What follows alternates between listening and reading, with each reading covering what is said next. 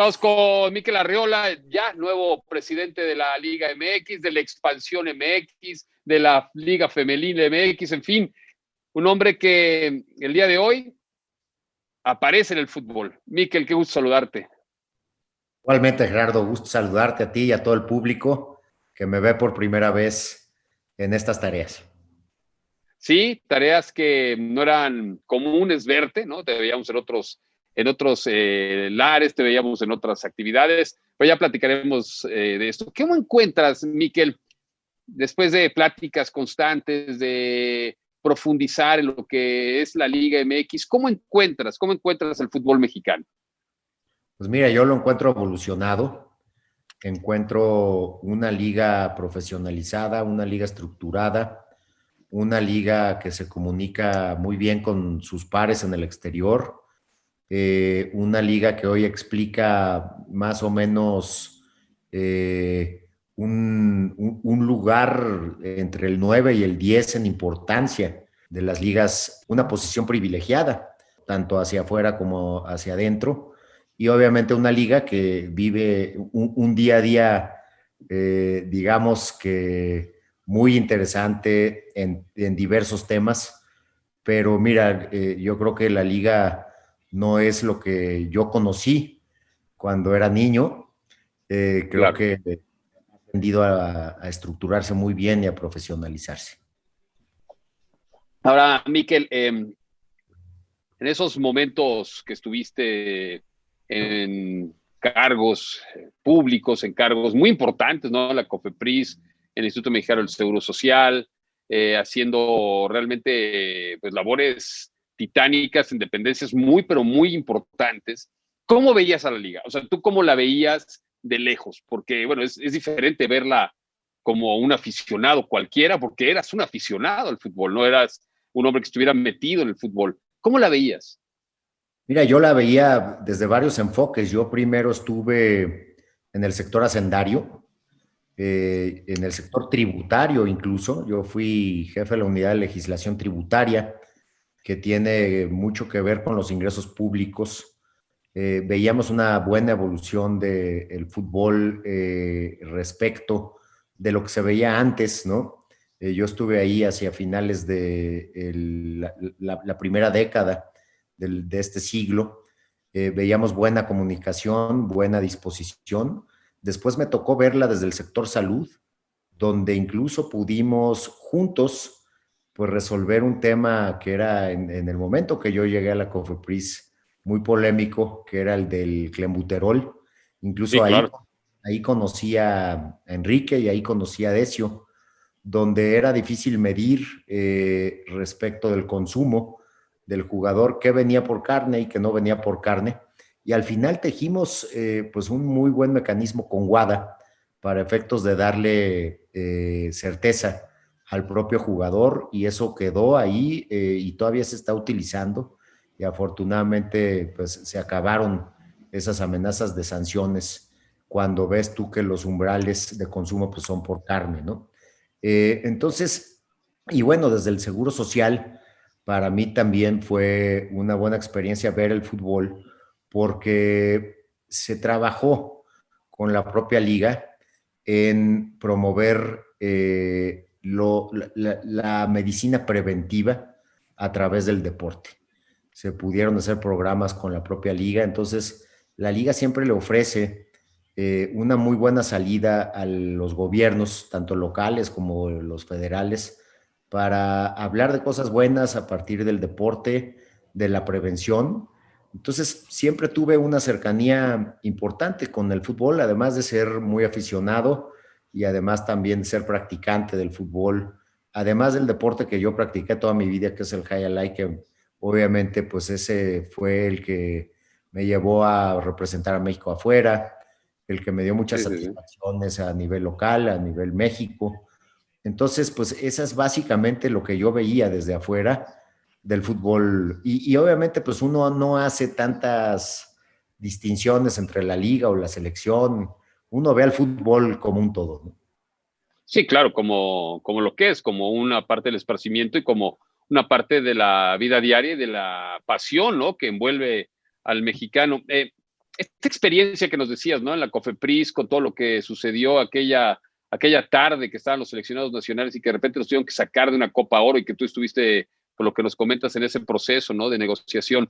El que llegue Mikel Arriola en estos momentos al fútbol mexicano, a la Liga MX, también se debe a este tipo de manejos, digamos, de mediador ante las instituciones gubernamentales. Y te pongo casos en específico, por ejemplo, la Unidad de Investigación Financiera, ¿no? Que está pendiente, ¿no? De equipos, de ligas, la Secretaría de Hacienda que de repente dice, bueno, estamos revisando empresas, estamos revisando esto, que si los dobles contratos, que si los derechos de televisión, en fin, una cantidad de cosas que se empiezan a envolver en el fútbol. ¿Para eso está Mikel Arriola también?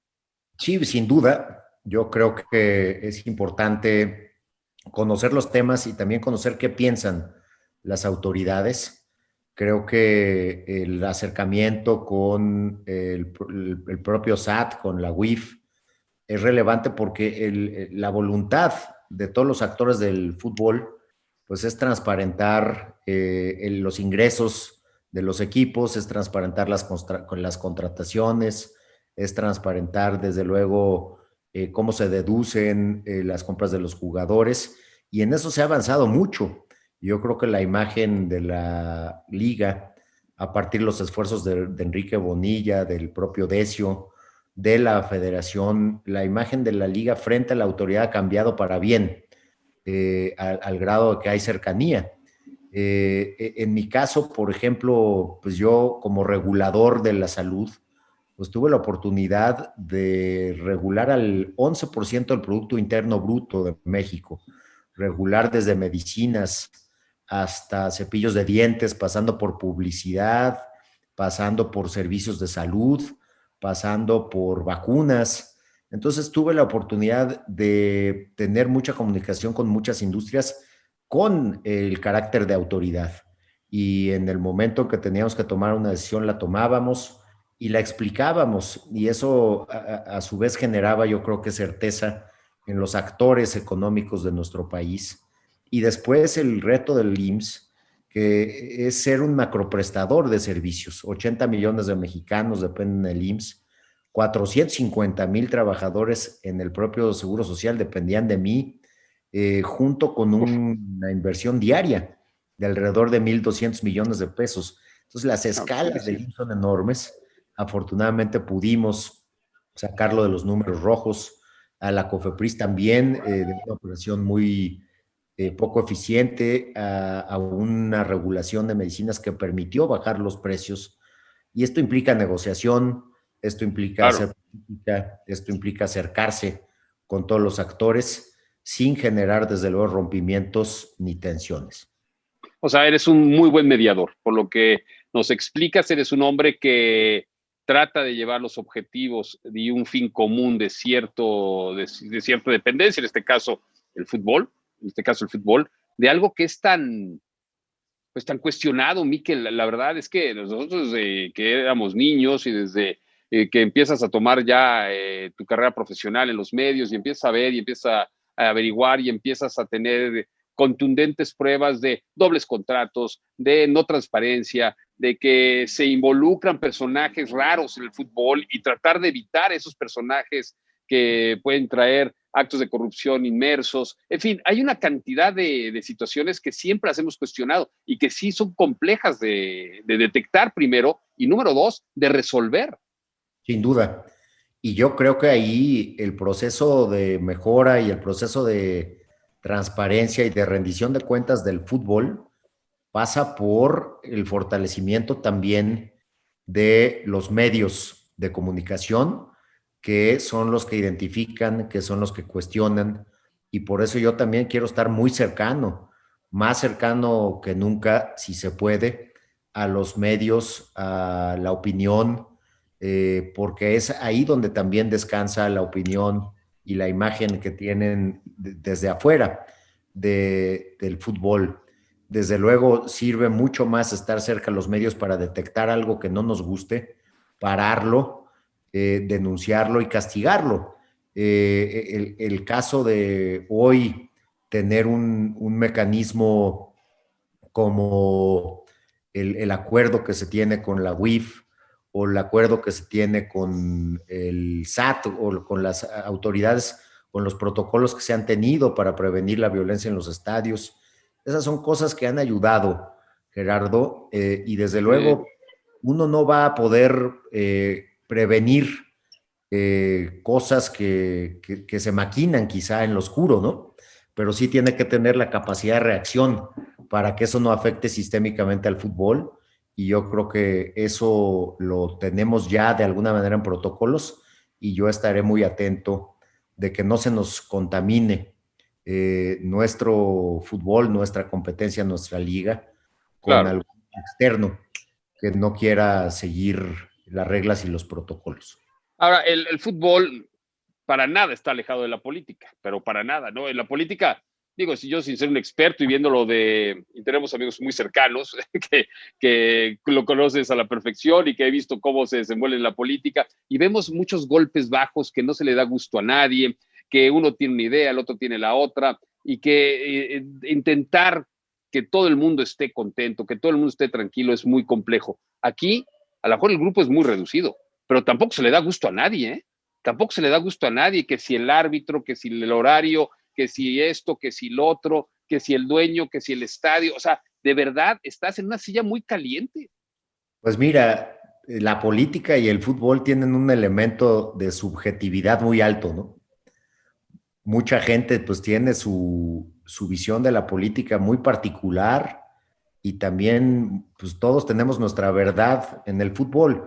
Y yo creo que eso se puede ir administrando con buenos diagnósticos de la realidad, buen manejo de números, buena capacidad de comunicar esas realidades que no son subjetivas y que pueden generar convencimiento e incluso unanimidad.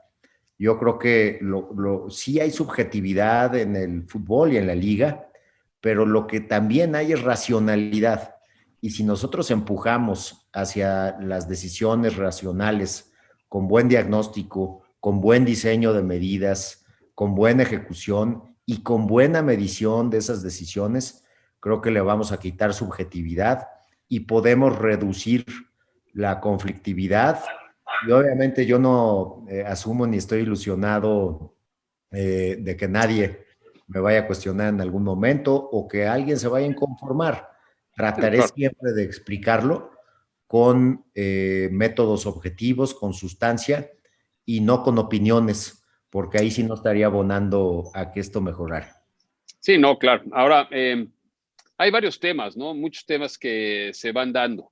La Federación Mexicana de Fútbol y la Liga MX, pese a que a lo mejor la gente cree que es el mismo ente, pues son dos entes que sí van paralelamente caminando, pero que tienen decisiones autónomas, que tienen obviamente que encontrar esquemas distintos desde la comercialización, desde el manejo, etcétera. Una le da el servicio a la otra, vamos a llamarlo de esta forma, ¿no? Esas comisiones están cuestionadas, Miquel. Por ejemplo, el arbitraje, ¿no? La comisión de arbitraje ha sido verdaderamente cuestionado este año, ¿no? El VAR, el manejo de Bricio con los árbitros, con todo lo que ha sucedido. ¿Cuál es tu primer diagnóstico al decir, bueno, necesitamos un arbitraje de calidad y si no es este, que sea otro? ¿Hay posibilidad de eso? Mira, hoy, yéndonos al objetivo, hoy John de Luisa presentó un diagnóstico de cómo ha funcionado el VAR en términos de reducir los errores arbitrales. Y ya puede, con información objetiva, comparar una temporada con otra. Y obviamente a la entrada del VAR, me parece que lo que pasó fue que pues hubo un proceso de aprendizaje de todos que mantuvo pues quizá una falibilidad del propio mecanismo, pero si ya comparas esta temporada con la anterior, el número de errores por partido se redujo considerablemente. O sea, estamos hablando de 9-1. Entonces, otra vez, yo creo que si sometemos el análisis del arbitraje del VAR a cuestiones medibles, a cuestiones metodológicamente medibles, podemos quitarle mucho ruido al tema del arbitraje, porque precisamente para eso se creó el VAR, para eliminarle la subjetividad. Entonces, No, de acuerdo. De acuerdo, perdón que te interrumpa en este tema, pero eso sí también cae en una subjetividad y también en una defensa de a lo mejor y misericordia de un gremio que a lo mejor es hasta lógico y entendible, ¿no? Pero, por ejemplo, y hay un caso específico en esta temporada y podrían haber reducido de 9-1 o a ninguno, ¿no? Pero cuando Arturo Bricio nos da una entrevista cuando termina el partido Mazatlán contra Cruz Azul, donde un futbolista hace un doble, y son casos particulares, pero que hace un doble toque en el penal, o si le recuerdas el gol de Cabecita Rodríguez, que toca 2 veces la pelota y va para adentro y dice que tiene un documento de FIFA y que lo va a publicar. Ya han pasado 6 meses y no ha publicado nada, ¿no? O sea, este tipo de situaciones son las que también se tienen que abrir y tienen que transparentarse, porque si hay una comunicación en el VAR o hay una comunicación que puede ser perjudicial para uno de los equipos de la liga, ¿eh? O sea, estoy hablando tú como el defensor de los equipos de la sí. liga, pues tendría que intervenir el presidente de la liga y decir, oye, pues abramos la caja negra y veamos qué está pasando, ¿no? Pues mira, yo lo que creo que hay que hacer es un análisis hacia adelante. A mí no me toca juzgar los temas del pasado, yo estoy Sí, no, llegando claro. y acercarnos más a la federación para tener un análisis conjunto del arbitraje, pero mal haría yo en cuestionar la figura del arbitraje, en cuestionar la actuación de los árbitros. Lo que creo es que se debe de reforzar la cercanía en el análisis con la propia federación y en lo que nosotros podamos ayudar para mejorar el arbitraje, lo vamos a hacer sin duda.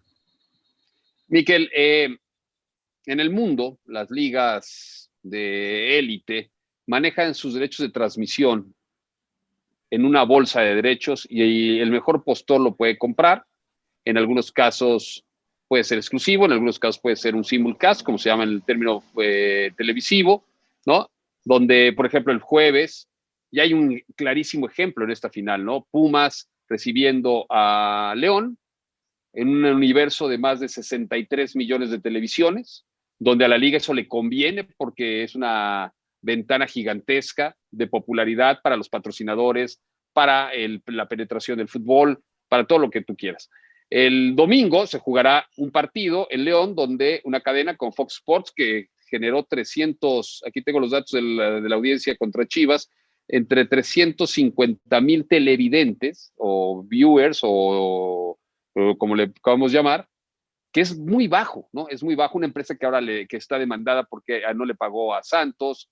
En fin, el abrir esta situación, el que la liga tome el control de los derechos de transmisión, los venda al mejor postor y que si lo quiere comprar Azteca, si lo quiere comprar Televisa, si lo quiere comprar Claro, si lo quiere comprar Fox, si lo quiere comprar ESPN, si lo quiere comprar la hoja parroquial, quien sea, quien quiera comprar un derecho de transmisión, ¿es posible en México o vamos a seguir viendo estos actos que han, económicamente hablando, dando una inflación verdaderamente monumental, impagable, como el caso de los Rayados de Monterrey? ¿Qué va a pasar con eso? En tiempos de pandemia, el fútbol necesita exposición. Pues mira, Gerardo, has descrito el tema, yo creo que de manera muy clara y una buena reacción, yo creo que de la Liga MX, es un poco voltear a ver a la Liga de Expansión, donde se puede hacer un buen modelo racional económicamente, donde la propia Liga de Expansión pues puede vender sus derechos centralizadamente, puede vender paquetes, lo está haciendo la Liga Femenil. Estamos en la Liga MX en un espacio, digamos, de espera respecto a qué va a pasar con esos litigios en materia de competencia y también qué va a decidir el propio IFETEL respecto del futuro de uno de los competidores de este mercado. Entonces, yo creo que esa es una definición bien relevante para ver cómo podemos generar consenso respecto a los derechos, asumiendo que en lo económico es racional centralizar, que al final los recursos se van a maximizar. Es un tema de economía de escala, donde el centralizar podría generarle a los equipos más recursos y podría Claro. más que compensarles. a los que hoy tienen los contratos más caros, pero yo asumo que el acuerdo actual es producto de la experiencia, de la entrada de nuevos oferentes en un mercado que antes era binario, ¿no? Claro, claro, Entonces, claro. tiene muchas aristas.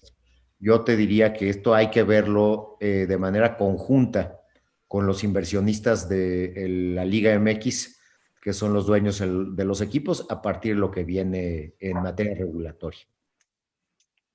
¿Cuál es la principal meta de Mikel Arriola en la Liga MX?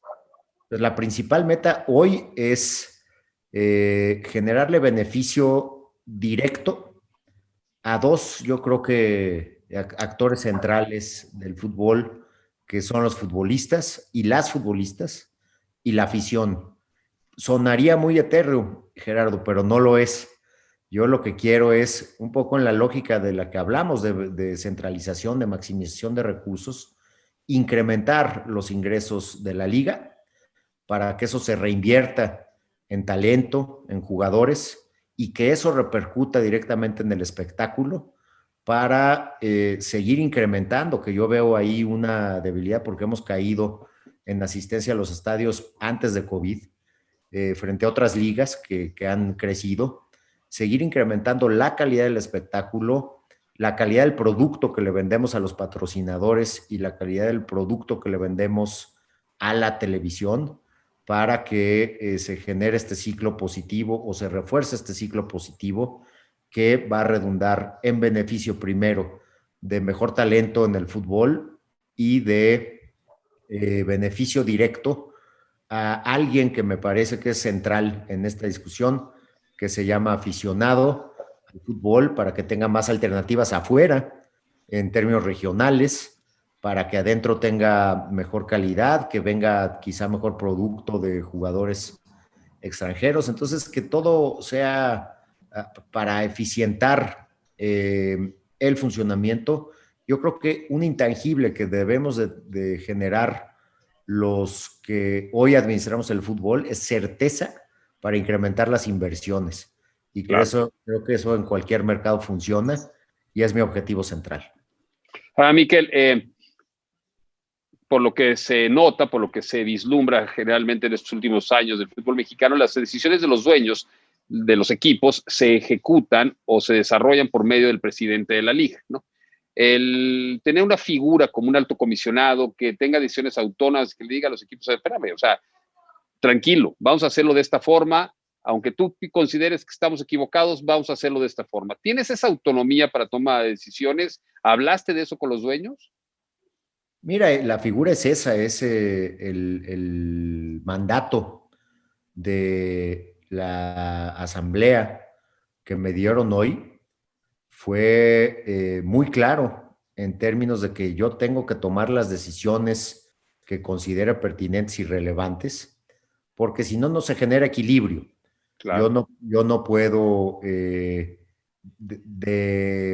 saque arbitrariamente imponer una u otra agenda de algún equipo. Yo lo que tengo como obligación es generar consenso. No soy el ejecutor, sino el generador de consenso para que con elementos objetivos tomemos decisiones en beneficio del aficionado y del jugador y desde luego de los clubes. Ellos son inversionistas y tienen derecho a exigir un buen management, una buena administración, y esa también es mi obligación, pero no en términos de digamos, coartar mis habilidades como administrador. Yo lo veo un poco como el manager, el CEO, el encargado, que él le responde de sus decisiones a el consejo de administración. Y si lo vemos en esos términos, yo creo que tendríamos que estar contentos de que se ha profesionalizado la liga en esos términos. No, definitivamente. Bueno, pues ya para despedirnos, Mikel, agradeciéndote, eh, ¿cómo eres para asumir la crítica? Porque sabes que los personajes del fútbol parece que los medios somos somos los enemigos, ¿no? Cuando realmente somos parte de toda la industria de fútbol. ¿Cómo eres para asumir la crítica? Mira, yo creo que en eso te diría que soy muy abierto, que la crítica la veo no como algo destructivo, sino como algo que me puede generar a mí elementos para tomar mejores decisiones. Lo voy a hacer con toda humildad porque distinto a mis características, pues soy un nuevo entrante al Claro. fútbol y la crítica me va a servir y no la voy a tomar en términos negativos. Y también, como lo dije hoy en la conferencia de prensa, quiero estar muy cerca de la crítica, quiero estar muy cerca de los medios, de los reporteros, de los periodistas, porque admiro mucho la actividad de ustedes. De verdad, desde el principio de mi carrera pública, algo que me ha apasionado, que me ha interesado es el periodismo y lo respeto y asumo que siempre será una herramienta positiva para mejorar el entorno del fútbol. Pues te agradezco mucho, Miquel, muchísima suerte. El lugar donde estás el día de hoy sentado es un lugar muy caliente, es un lugar que de verdad es muy explosivo, muy pasional, pero debe ser un lugar magnífico, ¿eh? Un lugar magnífico para desarrollar ideas, para poder desarrollar lo que pues uno tiene de experiencia, como la has tenido tú, un hombre joven y un hombre que, por lo que te escuchamos, Miquel, y sin el afán de ser lambiscón, te digo, claro, en tus conceptos, contundente y sobre todo con ideas precisas de lo que puede ser el desarrollo del fútbol, que creo que es lo que nos interesa a todos, ¿no? Muchas gracias, Gerardo. Pues sí, te aprecio mucho los conceptos, pero estoy en un lugar privilegiado para hacer cambios positivos y solamente lo voy a lograr si logro el consenso de todos, no necesariamente siempre unanimidad, pero consenso en los conceptos y obviamente un buen entendimiento con la crítica, con el periodismo, con los reporteros. Eso es un elemento central en mi agenda y te agradezco muchísimo esta tan interesante entrevista.